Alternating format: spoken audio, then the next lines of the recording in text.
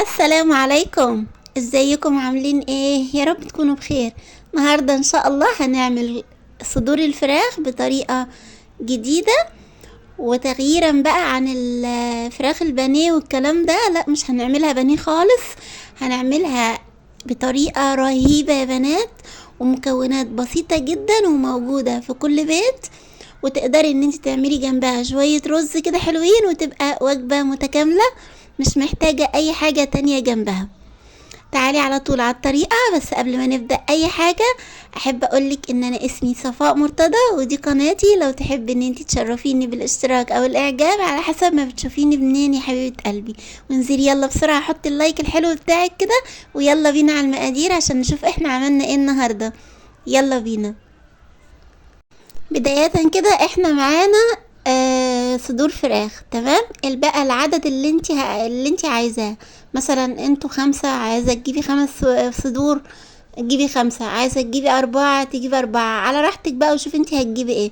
هنجيب الفراخ ونقطعها كده اهو مربعات، خطوط بالطول وخطوط بالعرض. خلاص، هنخلص كل الكمية بنفس الطريقة. احنا عايزين نقطعها مربعات من غير ما نوصل لآخر الفرخة من تحت. يعني هنقطع التلتين ونسيب التلت اللي تحت شابك في بعضه.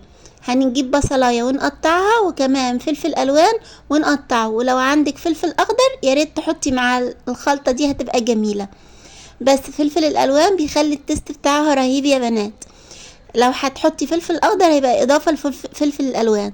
لو مش عندك فلفل الوان تقدري ان انت تستغني عنه، بس انا بقولك ان طعمها رهيب والقيمة الغذائية بتاعتها رهيبة بفلفل الالوان. جبنا دقيق كده مش عليه اي اضافات، سادة خالص مفيهوش اي حاجة، وعفرنا كده الفراخ بيه. اهم حاجة ان انت بعد ما تعفري الفراخ كويس وتطمني ان كل الدقيق دخل في كل جزئية من جزئيات الفراخ، تنفضيه كويس من الدقيق، عشان احنا دلوقتي هنحمره في الزيت. ولما نيجي نحمره في الزيت بتاعنا ما يتحرقش. الخطوة دي ضرورية جدا. نفضي الفراخ كويس قبل ما تحطيه في الزيت.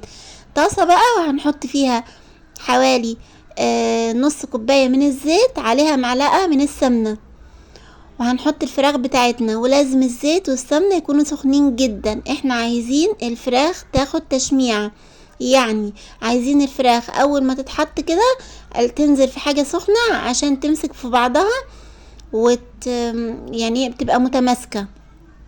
كلنا عارفين ان الفراخ بتتهري بسرعة، فاحنا عايزينها تاخد تشميعة. هنقلب فيها بقى كده اهو لحد ما تاخد اللون اللي احنا عايزينه، اللي هو اللون الذهبي اللي انتوا هتشوفوه معانا دلوقتي. وبعد ما خلاص دلوقتي اهي وصلت للون اللي احنا عايزينه، هنشيلها من الطاسة خالص. وفي نفس ذات الطاسة بتاعتنا هنجيب البصل اللي احنا قطعناه، البصلاية. عايزة تكتري في كمية الخضروات عشان ده هيبقى الصوص بتاعنا، ممكن تكتري، ليكي الحرية. لو عايز تعملي بصلتين اوكي برضو. على البصلاية حطينا مكعب من المرق، وحطينا كمان معلقة او من فصوص الثوم. ماشي، انا عندي الثوم مهروس، انتوا ممكن تحطوا 5 فصوص ثوم. هنا معايا بابريكا، كزبرة، كمون، 7 بهارات، توم باودر، بصل باودر، وملح.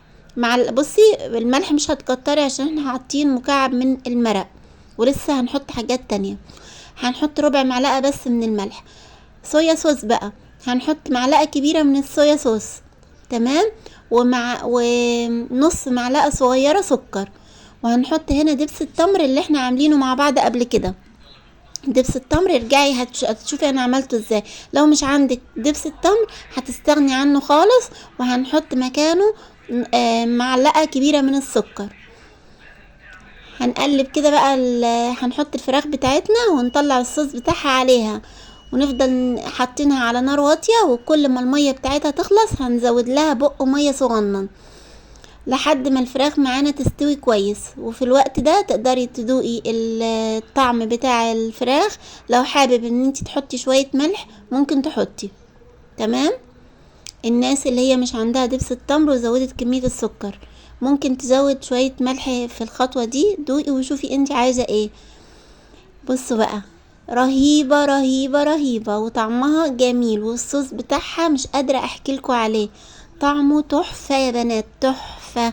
تقدري بقى تقدميها مع رز ابيض، تقدري تقدميها مع رز بالشعرية، تقدري تقدميها مع مكرونة بالصلصة، اي حاجة معاكي ماشية، بس طعمها مش قادرة اقولك على الجمال والحلاوة. يلا بقى جربيها وقوليلي ايه رأيك في التعليقات. وباي باي، اشوفكم ان شاء الله في الفيديو الجاي. اكتبولي بقى في التعليقات انتوا عايزين ايه اعمله لكم.